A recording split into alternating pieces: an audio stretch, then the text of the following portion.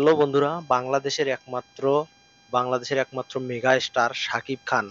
শাকিব খানের নেক্সটের সিনেমা, যে সিনেমায় কালা জাহাঙ্গীর হিসেবে অভিনয় করবে শাকিব খান, সেই সিনেমা নিয়ে অলরেডি কাজ শুরু হয়ে গেছে। সে সিনেমার মধ্য দিয়ে শাকিব খান আরো একটি নতুন লুকের আবির্ভাব হবে।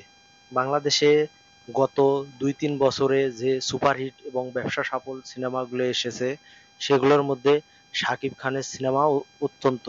কারণ শাকিব খান প্রত্যেকটি সিনেমায় নিজেকে যেভাবে ডেভেলপ করতেছে, যেভাবে তৈরি করতেছে, তার সিনেমা দেখার জন্য মানুষ অধীর আগ্রহ নিয়ে বসে থাকে।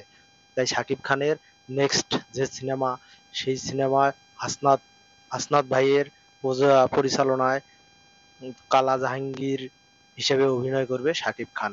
শাকিব খানের পারিশ্রমিকের কথা যদি বলি, তো এই ছবিতে শাকিব খানের পারিশ্রমিক প্রায় 3 কোটি টাকার মতো শোনা যাইতেছে। আপনারা ইতিমধ্যে জানলে অবাক হবেন যে শাকিব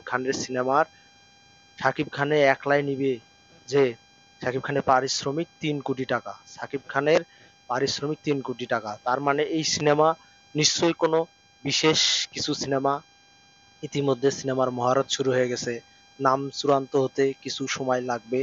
তাই শাকিব খান বলেছে এটা যে নেক্সট লেভেলের সিনেমা হবে। এই সিনেমার মধ্যে ঢাকা নিয়ে 90 দশকের কিছু কালজয়ী অভিনয়ে শাকিব খান হিসেবে থাকছে। শাকিব খান যে অভিনয়ে শাকিব খান অভিনয় করবে, সে হয়তো গ্যাংস্টারের রোলে অভিনয় করবে, কালা জাহাঙ্গীর। যে সিনেমা দেখলে আপনারা নিশ্চয়ই শাকিব খানকে নতুন ভাবে আপনারা দেখতে পাবেন। শাকিব খানের অভিনয়ে নতুন কিছু আসতে চলেছে এই সিনেমায়। তো এই সিনেমার শাকিব খানের পারিশ্রমিক 3 কোটি টাকা।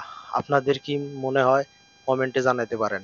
আমার মনে হয় 3 কোটি টাকা আসলে তার চেয়েও আরো বেশি নেওয়া দরকার শাকিব খানের। শাকিব খান দিন দিন যেভাবে নিজেকে ছাড়িয়ে যাচ্ছে, তাতে 3 কোটি টাকা দিয়ে আসলে তার চেয়েও বেশি দেওয়া দরকার শাকিব খানকে। আপনারা কি বলেন? কমেন্টে জানান।